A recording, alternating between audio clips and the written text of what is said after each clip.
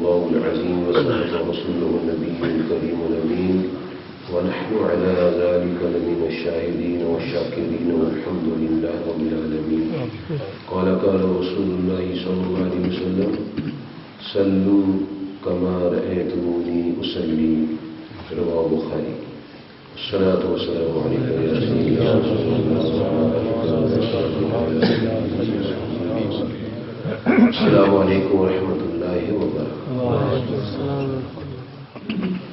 امام بخاری صاحب نے صحیح بخاری میں حضور نبی کریم صلی اللہ علیہ وسلم کا یہ نورانی ارشاد مبارک اپنی کتاب صحیح بخاری میں کتاب الصلاۃ میں نقل کیا ہے کہ صلو کما رأیتمونی اصلی، کہ نماز ایسے پڑھو جیسے مجھے پڑھتا ہوا دیکھو.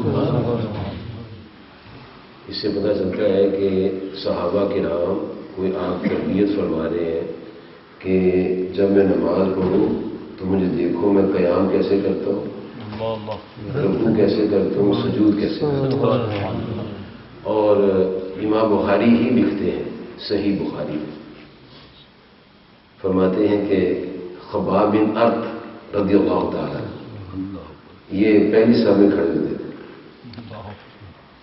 آپ کے پیچھے رکھتے تھے، اور یہاں حضور کھڑے ہیں صلی اللہ علیہ وسلم تو تھوڑا سا ہٹ کے پیچھے کھڑے ہوتے تھے. تو ظہر عصر کی نماز میں تلاوت نہیں ہوتی، اونچی آواز خفی ہوتی. تو جو پیچھے کچھ نئے صحابہ ہوں گے اس وقت اس نماز میں کوئی ایسا مسئلہ ہوگا، تو جب نماز مکمل ہو گئی تو وہ کہنے لگے کہ آیا تلاوت نہیں ہوئی، تلاوت نہیں ہوئی. وہ آپس میں باتیں کرنے لگے. تو جناب خباب بن ارت رضی اللہ تعالیٰ عنہ فرمانے لگے تلاوت ہوئی ہے کہ یار آواز تو نہیں آئی. تو امام بخاری صاحب صحیح بخاری میں لکھتے ہیں کتاب الصلاۃ میں کہ ان سے پھر لوگوں نے پوچھا اے خباب تجھے کیسے پتہ ہے تلاوت ہو رہی ہے، آواز تو آئی کوئی نہیں. کہنے لگا سبحان اللہ سبحان اللہ، تم تو پیچھے ہوتے ہو نا، تمہیں کیا خبر آگے کیا ہوتا ہے. کہتے میں پہلی صف میں کھڑا ہوتا ہوں اور میں جب تکبیر تحریمہ کہہ لیتا ہوں نا تو ہاتھ باندھ کے پھر میں حضور کے چہرے کو دیکھتا رہتا. یہ امام بخاری صحیح بخاری میں لکھتے ہیں کہ نمازی کا امام کو دیکھنا نماز کی حالت. فرماتے کہ میں ہاتھ باندھ کے تو تم تو دیکھتے ہو سجدے کی نہیں، سجدے کے مقام پر، اور میں کریم آقا صلی اللہ علیہ وسلم کے چہرے کو دیکھتا تو مجھے پتہ لگ جاتا ہے کہ آپ تلاوت فرما رہے ہیں. کہا تجھے کیسے پتہ لگتا تلاوت فرما رہے ہیں؟ تو میں جب آپ کی ریشمار ہلتی ہے نا، پیشناب میں نہیں ہے، آپ کی ریشمار کے ہلنے سے مجھے پتہ لگ جاتا ہے تلاوت ہو رہی ہے. اس سے یہ بھی پتہ چلا کہ ریش وہی ریش ہے جو پڑھنے میں ہلے، جو پڑھنے میں ہلتی نہیں. جیسے لوگوں نے آشی رکھے ہوتے چھوٹی چھوٹی ہوتی ہے نا، یہ ہلتی نہیں ہے، پڑھنے میں ہلتی نہیں ہے. اس کا مطلب کہ پورا ہونا چاہیے، پوری ہوگی تو لے گی نا. جیسے میری ہل رہی ہے، چھوٹی تو نہیں ہلتی، چھوٹی تو نہیں، ناراض نہیں ہونا، خوش ہونا کہ وہ صحابی کیا بتا رہے. اور پھر اگر چھوٹی ہوگی تو خلال نہیں ہو سکتا. 3 دفعہ چہرہ دھونا سنت، کلی کرنا 3 دفعہ سنت، ناک میں پانی لینا 3 دفعہ سنت، دایاں بایاں ہاتھ کونی تک دھونا 3 دفعہ سنت، دونوں پاؤں 3 دفعہ دھونا سنت، اور داڑھی شیو کا خلال بھی سنت. اب خلال تو ایسے ہوتا ہے، ایسے جب بالوں میں انگلیاں جائیں گی خلال ہوگا. یہ مسح ہے، یہ مسح ہے. سر کے بالوں کا خلال نہیں ہوتا ہے، سر کا مسح ہوتا ہے. وضو میں انگلیوں کا بھی خلال ہوتا ہے ہاتھوں کی، اور پاؤں کی انگلیوں کا بھی خلال ہوتا ہے، اور داڑھی شیو کا بھی خلال ہوتا ہے. سبحان اللہ. اب میں اور آپ اگلی نماز میں دیکھ لیں گے کہ ہمارا حلال ہوتا ہے کہ نہیں ہوتا. اگر تو حلال ہو جائے تو عصر سے پہلے 2 نفل شکرانے کے پڑھ لیں، یار شکر ہے حلال ہو رہا ہے. اور حلال نہیں ہو رہا تو پھر پورا حلال والا کام کریں، بڑی کرنے تک حلال ہو سکے، تاکہ حضور پاک صلی اللہ علیہ وسلم کی سنت پر بند ہو. کیونکہ آپ فرماتے من احب سنتی فقط احبنی، جس نے میری سنت سے محبت کی اس نے میرے ساتھ محبت کی. ومن احبنی کان معی فی الجنہ، اور جو میرے ساتھ محبت کرے گا جنت میں میرے ساتھ ہو. اگر میں چاہتا ہوں کہ مجھے جنت میں آپ کا ساتھ ملے پھر مجھے آپ کی پیروی کرنی چاہیے. ایک بہت بڑے بزرگ ہوئے حضرت شیخ شبلی علیہ رحمۃ، ان کا واقعہ لکھتے ہیں شیخ شہاب الدین سہروردی، سلسلہ سہروردی کے امام ہیں. ان کی کتاب ہے اوائل المعارف شریف. اس میں لکھتے ہیں کہ جب نزاع کا عالم طاری تھا تو آپ نے اپنے ایک مرید کو بلایا، فرمایا بیٹا مجھے وضو کرا. ملک الموت آ گئے. کیسے وہ ذہین لوگ ہیں کہ ان کو ان کے آنے کا بھی علم ہے اور جانے سے پہلے وضو کا بھی خیال ہے. ان کی محنت ہے نا. تو آخری وقت میں بھی اللہ تعالیٰ ان کو کس خوبصورت انداز میں لے کر جاتا ہے. تو وہ مرید نے وضو شروع کرا دیا، ہاتھ دھلائے، پوری کرائی، ناک میں پانی ڈالا، تو پھر چہرہ دھویا. چہرہ دھونے کے بعد بازو دھونے لگے. فرمایا اللہ کے بندے یہ کیا تم نے کیا ہے، داڑھی کا خلال تو کر.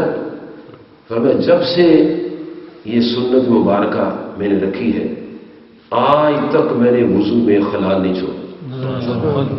اور تو کیسا بندہ ہے کہ ادھر میں فوت ہو رہا تو وہ خود سنت چھوڑ رہا. تو پھر انہوں نے کہا کہ میری داڑھی شریف میں اپنا ہاتھ داخل کر اور خلال کر. امام بخاری صاحب صحیح بخاری میں لکھتے ہیں کہ جب نبی صلی اللہ علیہ وسلم دنیا سے تشریف لے جانے والے تھے تو حضرت عبد الرحمن بن ابو بکر رضی اللہ عنہ وہ آ گئے. ان کے ہاتھ میں مسواک تھی. تو حضور صلی اللہ علیہ وسلم کی مسواک کی طرف دیکھا تو ام المؤمنین سیدہ عائشہ صدیقہ رضی اللہ عنہ فرماتی ہیں کہ میں نے اینگل بنایا کہ آپ کدھر دیکھ رہے ہیں. ہوتے نا آدمی دیکھتا ہے تو دیکھنے میں کہتے ہیں یار کدھر دیکھا ہے، ادھر دیکھا ہے، ادھر دیکھا ہے. تو آپ نے دیکھا کہ آپ کی نگاہ عبد الرحمن رضی اللہ عنہ جو بی بی عائشہ رضی اللہ عنہ کی بھائی ہیں ان کی طرف ہے، ان کے ہاتھ میں مسواک ہے. تو میں نے عرض کیا یا رسول اللہ صلی اللہ علیہ وسلم آپ مسواک لینا چاہتے ہیں.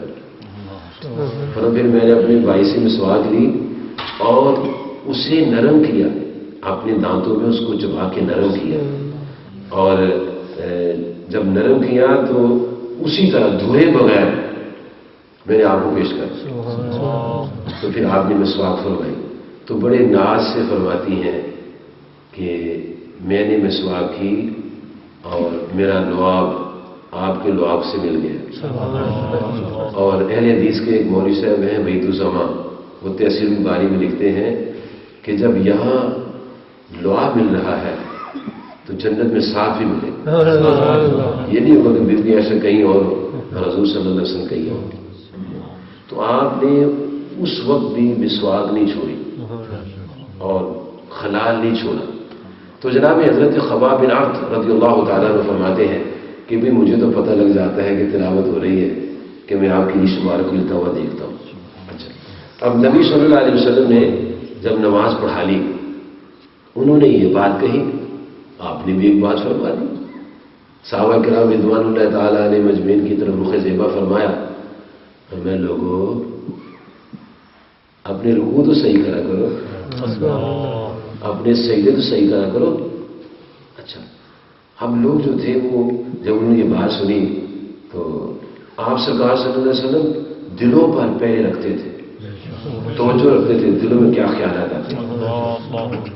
ڈاکٹر تو صرف دھڑکن دیکھتا ہے نا، ہمارے نبی صلی اللہ علیہ وسلم دھڑکن بھی دیکھتے تھے، خیالات بھی دیکھتے تھے کہ اس کا دل جو دھڑک رہا ہے اس کے اندر خیالات کیا ہے. تو نبی صلی اللہ علیہ وسلم نے ان کے خیالات کے اوپر فوراً پیرا دیا. ارشاد فرمایا لوگوں اپنے رکوع صحیح کرا کرو، اپنے سجدے صحیح کرا کرو. واللہ انی اراکم من وراء ظہری، فرمایا مجھے اللہ کی قسم ہے میں تمہیں اپنے پیچھے سے بھی دیکھتا ہوں. جیسے آپ آگے دیکھتے تھے ویسے پیچھے دیکھتے تھے.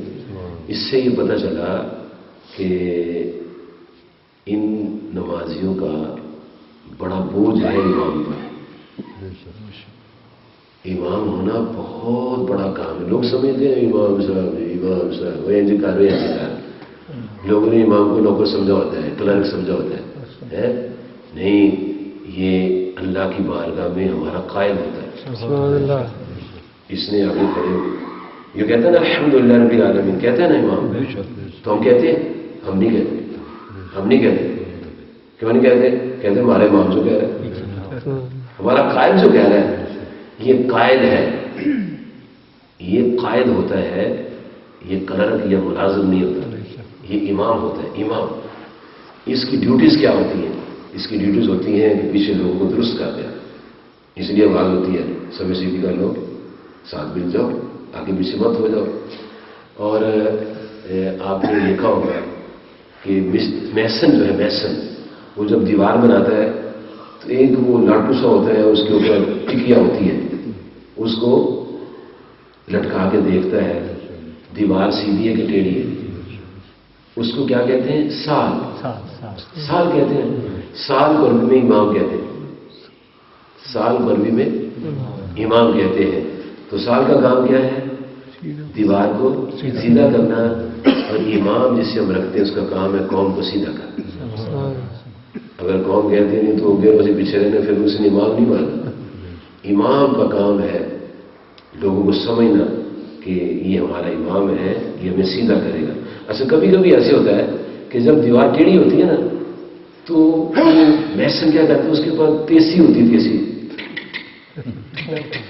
کرتے ہیں نا, تو دیوار آبجیکشن نہیں کرتی, ریزسٹ نہیں کرتی دیوار کہ کیوں ایسے کرتے ہو.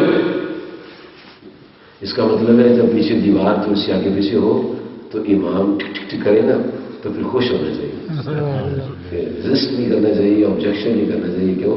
وہ ہماری بہتری کا ہے. تو نبی کریم صلی اللہ علیہ وسلم فرمانے لگے کیا صحابہ اپنے رکوع تو صحیح کرا کرو, اپنے سجدے صحیح کرا کرو. ہمیں جیسے میں آگے دیکھتا ہوں ویسے پیچھے بھی دیکھتا ہوں. اور محمد دنیا شریف میں یہ روایت موجود ہے کہ نبی صلی اللہ علیہ وسلم کے دونوں کندھوں پر آنکھوں کی طرح دو آنکھیں بنی ہوئی تھی جس سے آپ پیچھے بھی دیکھ لیتے تھے. اور آپ کی نظر تو سبحان اللہ آگے پیچھے دائیں بائیں اوپر نیچے ایک جیسی تھی. یہ اللہ تعالیٰ کی عطا ہے, یہ نظر کو ان کو اللہ تعالیٰ نے عطا فرمائی تھی. تو نبی صلی اللہ علیہ وسلم لوگوں کے رکوع بھی صحیح کراتے تھے اور سجدے بھی صحیح کراتے تھے, اور پوری طرح ان کی تربیت فرماتے تھے, سمجھاتے تھے ایسے کرنا ہے.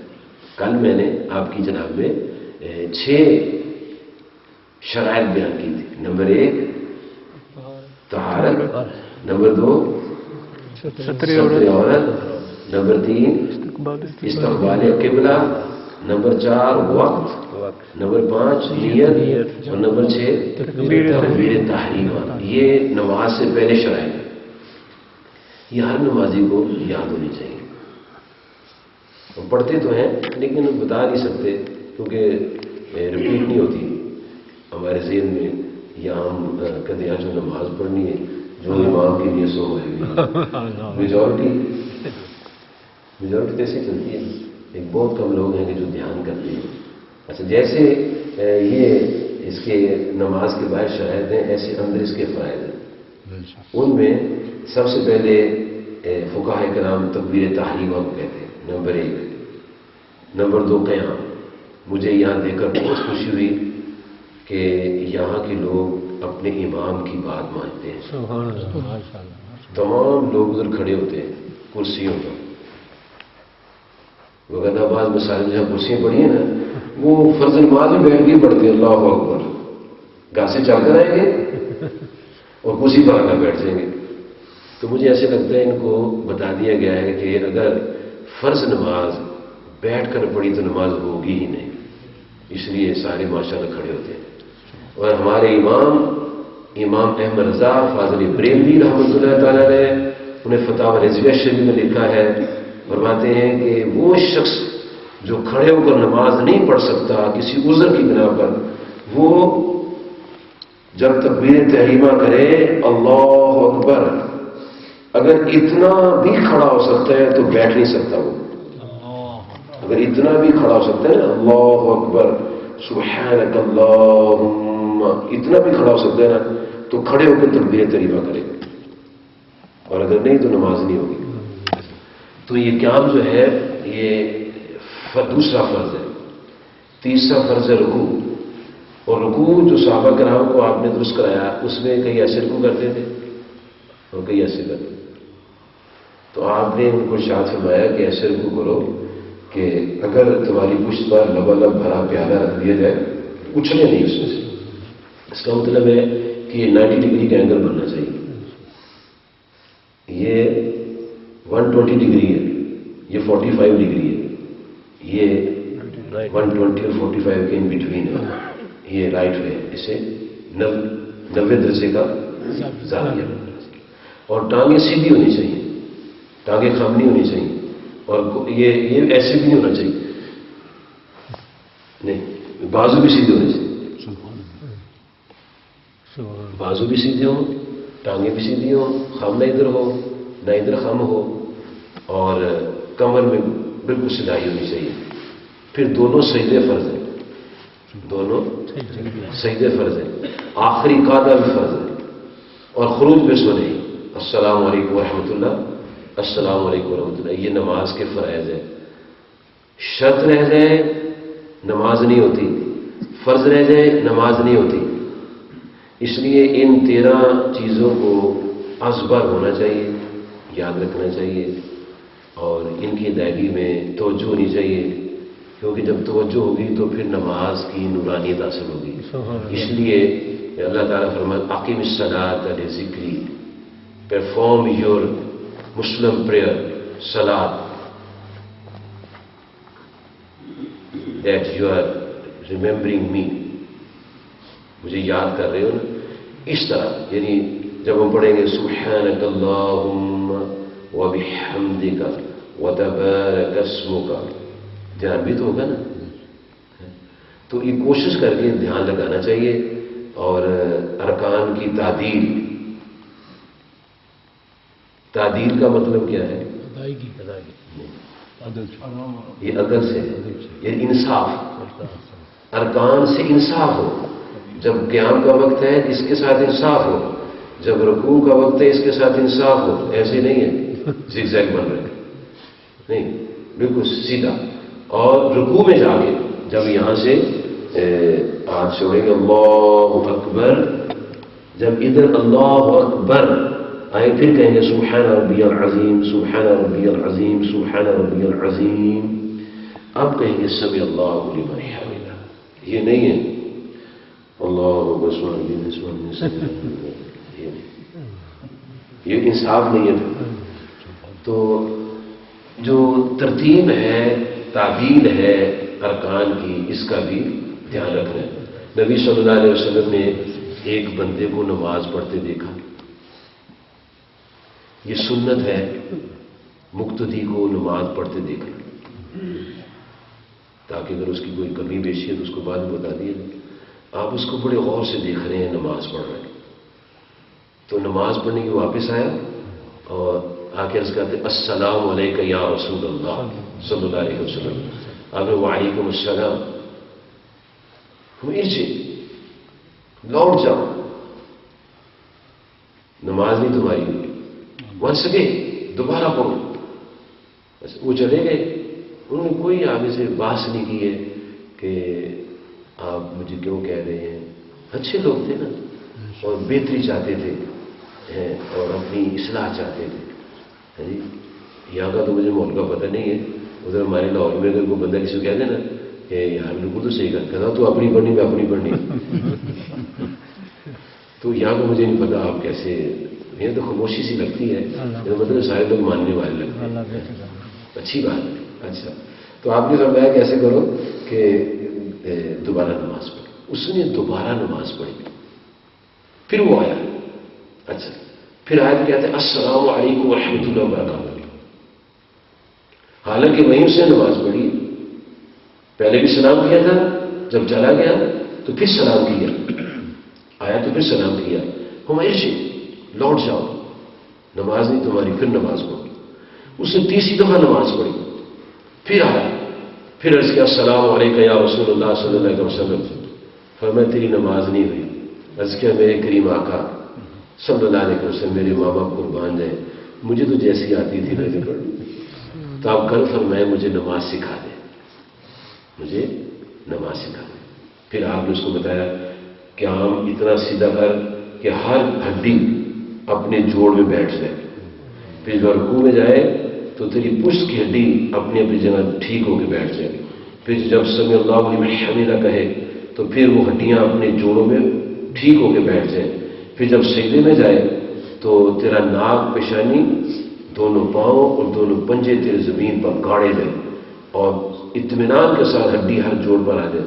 پھر جب ایک سجدہ کر کے اٹھ کے بیٹھے تو پھر فوراً ہی نہیں جانے سے کر کے، بلکہ ہر ہڈی اپنے جوڑ پر بیٹھ جائے. آپ نے اس کو تربیت فرما دی اور وہ پھر دوبارہ اس نے غلطی نہیں کی. اچھا، اس حدیث میں آتا ہے کہ 3 دفعہ اس نے سلام کیا.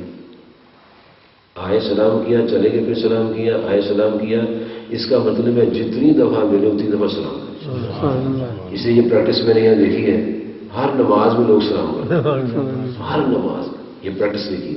اور میرے اور آپ کے نبی صلی اللہ علیہ وسلم نے فرمایا کہ جب 2 بندے جا رہے ہوں، درمیان میں درخت آ گئے، ایک رائٹ ہو گیا، ایک لیفٹ ہو گیا، اور فار سم ٹائم جو دونوں تھے ایک دوسرے سے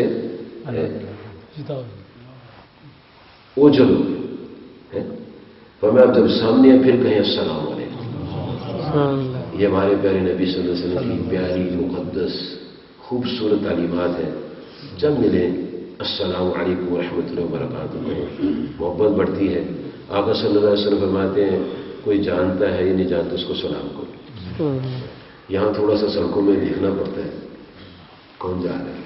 بس میں سب وہی آتے ہیں جو مسلمان ہوتے ہیں. اللہ تعالیٰ مجھے آپ کو ایک دوسرے کی محبت فرمائے اور ہم نبی صلی اللہ علیہ وسلم کی تعلیمات پر پوری طرح عمل ہوتے ہیں. تو جنہوں نے رکھ لی ہیں بیچاروں نے اپنی اوپر شفقت کر لی ہے وہ پوری کر لے. رکھ جو لی ہے آ جو گئی جی آ گئی ہے نا تو آنے دیں. دیکھو اللہ نے ہمیں کان دیے ہیں، ہم ان کو کاٹتے نہیں کہ کاٹتے ہیں. ناک دی ہے، اس کو کاٹتے نہیں. کس نے دی ہے؟ آنکھیں کس نے دی ہے؟ ہاتھ کس نے دیے؟ ان کو نہیں کاٹتے. داڑھی کسی نے دی ہے، کس کو کاٹ دیتے؟ نہیں، اس کو نہیں کاٹنا چاہیے. یہ اللہ نے دی ہے، اللہ کی دی چیزوں کو قبول کرنا چاہیے. اللہ تعالیٰ مجھے آپ کو سمجھدار فرمائے. وآخر دعوانا ان الحمد للہ رب العالمین. اللهم صل على سيدنا مولانا محمد وعلى سيدنا مولانا محمد وعلى اصحاب سيدنا ومولانا محمد وبارك وسلم يا ارحم الراحمين يا ذا الجلال والاكرام يا رب العالمين. مولا کریم ہمارے ان علماء کرام کو جنہوں نے اتنی شفقت اور اتنی محبت فرماتے ہیں کہ سب کچھ جاننے کے باوجود مجھ ناچیز سے انہوں نے فرمایا کہ تو بیان کر.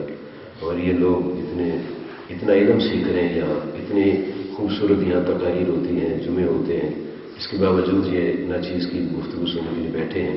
مولا کریم ان سب کو اس وقت کی برکت سے دین و دنیا کی برکت عطا فرما، دین ایمان کی سلامتی عطا فرما، عزت آبرو اور شرم و یاری زندگی عطا فرما، شر شیطان سے پناہ عطا فرما، اغیار کی نکالی سے بچنے کی توفیق عطا فرما، نبی صلی اللہ علیہ وسلم کی غلامی عطا فرما. یا حافظ و یا حفیظ، یا ناصر یا نصیر، فاللہ خیر حافظ وهو ارحم الراحمین. یا ذا الجلال والاکرام یا رب العالمین. وصلی اللہ علی حبیبہ سیدنا و مولانا محمد وعلی آلہ واصحابہ اجمعین برحمتک یا ارحم